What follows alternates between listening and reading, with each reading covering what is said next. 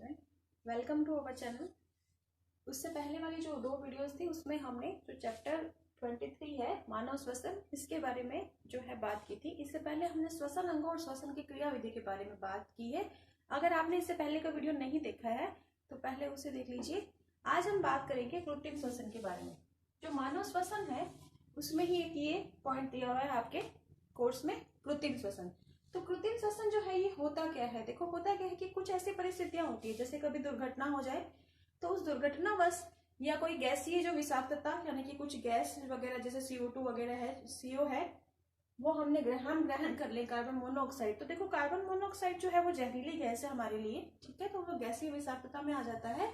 तो उस कंडीशन में, क्योंकि कार्बन मोनोऑक्साइड क्यों है जहरीली गैस, इसलिए जहरीली गैस है क्योंकि इसकी जो होता क्या है कि देखो, हीमोग्लोबिन जो है ना वो ऑक्सीजन के साथ में बाइंड होता है, ठीक है।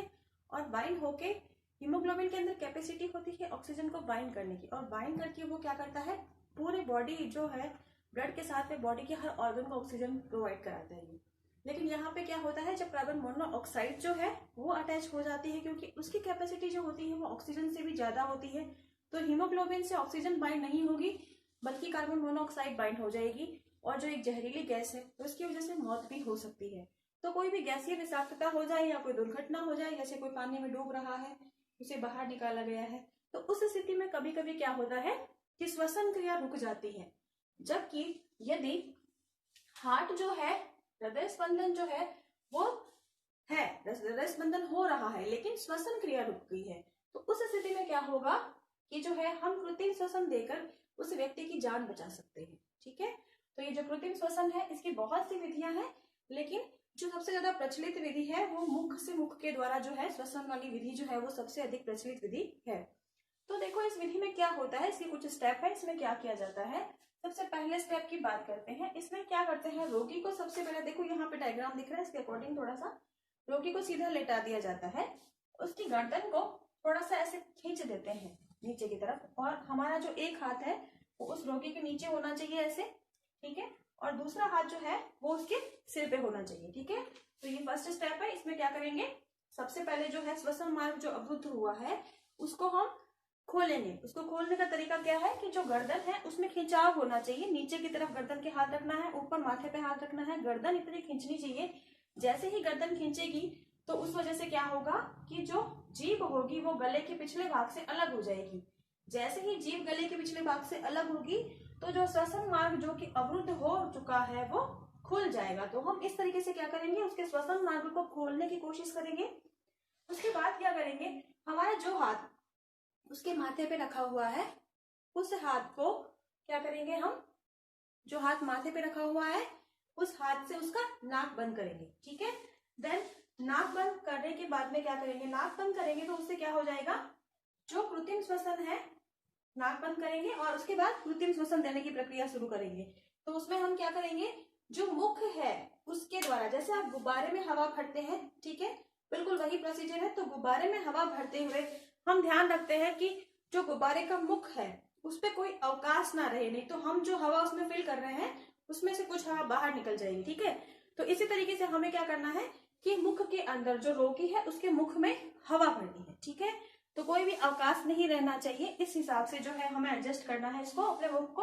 और फिर रोगी के मुख में 1 मिनट तक हमें लगभग 12 ज्वारीय जो आयतन होता है, देखो ज्वारीय आयतन के बारे में हमने बात की थी उस दिन, तो मैंने आपको बताया था कि जो ज्वारीय आयतन होता है वो 600 से 300 ml पर मिनट होता है। तो जो ज्वारीय आयतन है उससे दुगनी हवा, 12 बार ज्वारीय आयतन, ठीक है, उससे दुगनी हवा जो है वो हमें भरनी है 1 मिनट के अंदर, ठीक है।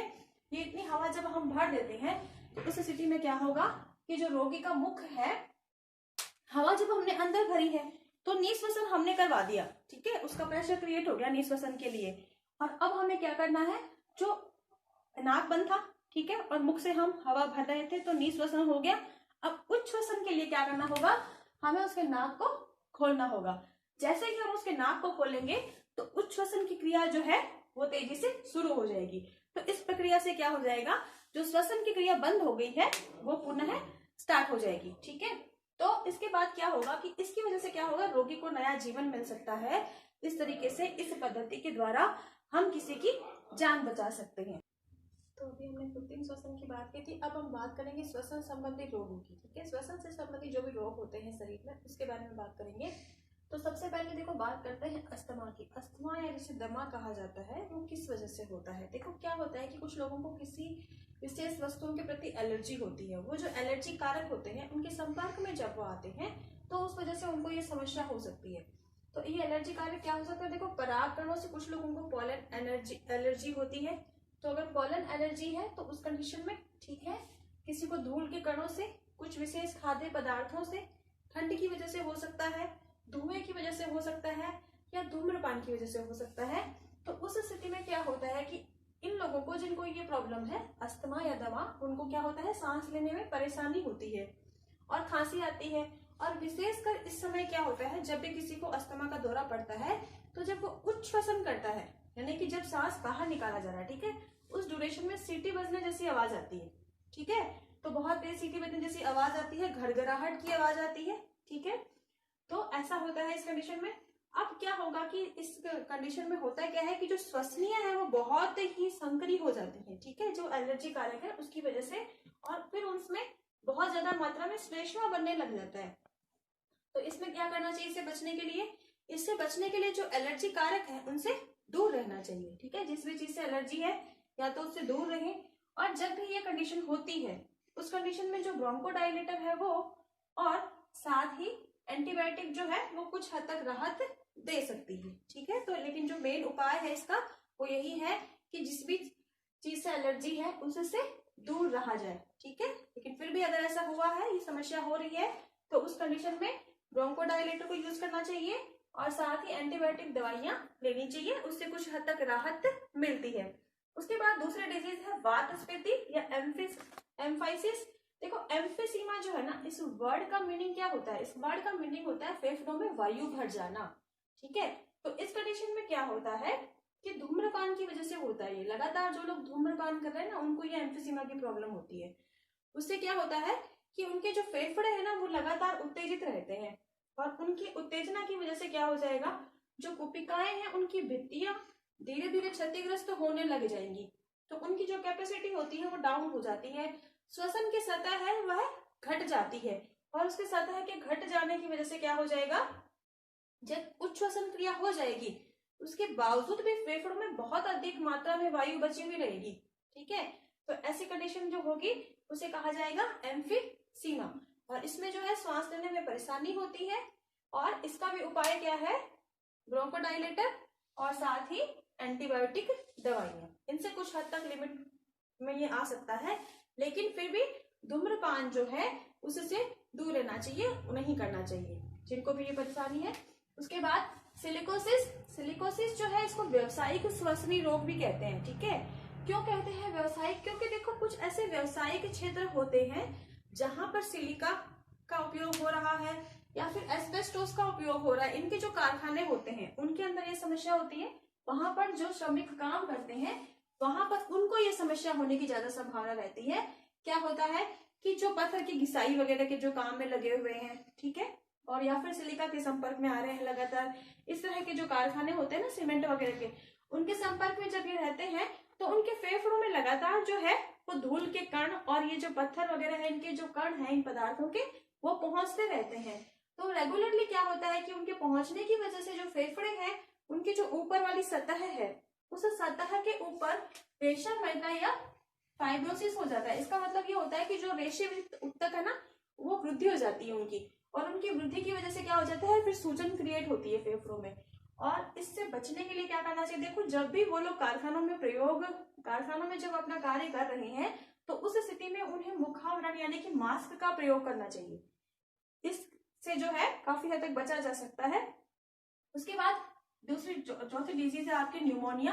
न्यूमोनिया जो है ये स्ट्रेप्टोकोकस न्यूमोनाई जो जीवाणु है इसके संक्रमण की वजह से होता है। ठीक है, और इसके संक्रमण की वजह से क्या हो जाता है, जो फेफड़े हैं उनके अंदर जो कोशिकाएं हैं उनमें तरल भर जाता है और सूजन आ जाती है। यानी कि इस स्थिति में क्या होगा, निमोनिया में जो कोशिकाएं होंगी उनमें तरल पदार्थ भर जाएगा।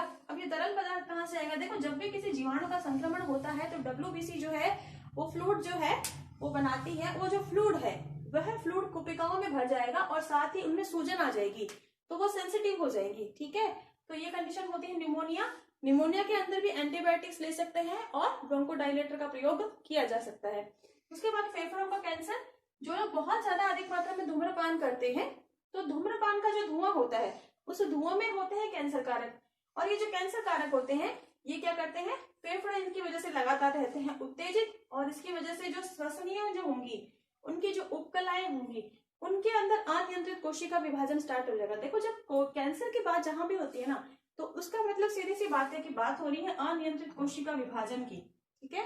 तो यहाँ पे जब फेफड़ों का जब कैंसर होता है तो जो अनियंत्रित विभाजन हो रहा है वो कहाँ हो रहा है, श्वसनियों की उपकला कोशिकाओं में, ठीक है।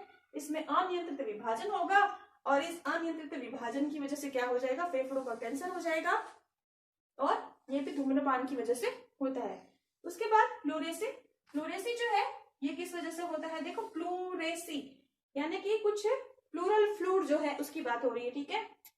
जब कभी वायरस या जीवाणु का संक्रमण होता है तो उस संक्रमण की वजह से क्या होता है, जो प्लूरल गुहा है, देखो हमने जब फेफड़ों की बात की तो मैंने कहा था उसके ऊपर दोहरी जो है झिल्ली होती है, विस्ट्रल और प्लूरल, और उसके बीच में प्लूरल फ्लूइड भरा रहता है, ठीक है। तो वो जो प्लूरल वाली जो गुहा होगी उस बीच में एक गुहा का निर्माण होता है। फेफड़े जो जहां पे प्लूरल जो है, प्लूरल वाली जो मेम्ब्रेन है वो जहां पे है, तो उससे वो फेफड़ों के बीच का जो गैप है, ठीक है ना, उस गैप के अंदर वहां पे क्या होता है, वहां पर जब फ्लूइड भर जाता है तो उस फ्लूइड के भरने की वजह से जो है श्वसन में कठिनाई होती है, इसको ही कहते हैं प्लूरेसी। और देखो इसके लिए भी क्या होता है, एंटीबायोटिक यूज किए जा सकते हैं। इसके अलावा कई बार इसका इन्फेक्शन जब ज्यादा बढ़ जाता है तो उस कंडीशन में डॉक्टर जो है वो इंजेक्शन के थ्रू भी उस फ्लूइड को बाहर निकालते हैं। तो ये भी जो है एक बहुत ही घातक बीमारी है, ठीक है। और किस वजह से होती है, वायरस या जीवाणु के संक्रमण की वजह से होती है। प्लूरेसी मीन्स जो प्लूरल जो फ्लूइड है वो जब प्लूरल जो गुहा है उसमें जब भर जाता है तो उस स्थिति में, ठीक है। उसके बाद है श्वसनीय शोथ या ब्रोंकाइटिस। देखो शोथ ये वर्ड जहां भी आता है तो इसका मतलब हमेशा समझ लेना कि सूजन की बात हो रही है, ठीक है। तो जो श्वसनीय है उनमें यदि सूजन आ जाती है, उनकी आंतरिक सतह पर आती है ये सूजन, तो उस सूजन की वजह से क्या हो जाता है, खांसी आती है, बहुत ज्यादा मात्रा में श्लेष्मा बनने लग जाता है, हरा पीला कफ निकलता है और सांस लेने में परेशानी होती है। कभी कभी ज्यादा परेशानी होने पर जिस तरह से अस्थमा में जो कंडीशन थी वैसे ही सीटी बजने की आवाज आती है, घरघराहट होती है। तो इससे भी बचने के लिए क्या करना होता है, इससे बचने के लिए भी ब्रोंकोडायलेटर का यूज करें और साथ ही एंटीबायोटिक दवाइयां लें, ठीक है। तो ये जितनी भी बीमारियां हैं इन सब से कुछ हद तक ब्रोंकोडायलेटर और एंटीबायोटिक से जो है उनको कुछ हद तक रोका जा सकता है। बाकी जो है इनसे जो संबंधित जो कारक है उनसे दूर रहकर ही इनसे बचा जा सकता है। तो ये सारी जो आपकी श्वसन संबंधी बीमारियां हैं ये यहाँ पे आपको समझा दी। आपको ये क्लास कैसी लगी, अगर आपको ये क्लास अच्छी लगती है तो प्लीज इसे लाइक कीजिए, शेयर कीजिए। आज आपका इसके अंदर जो श्वसन वाला चैप्टर है वो कंप्लीट हो गया। नेक्स्ट चैप्टर करेंगे आगे की क्लास में। Thank you student.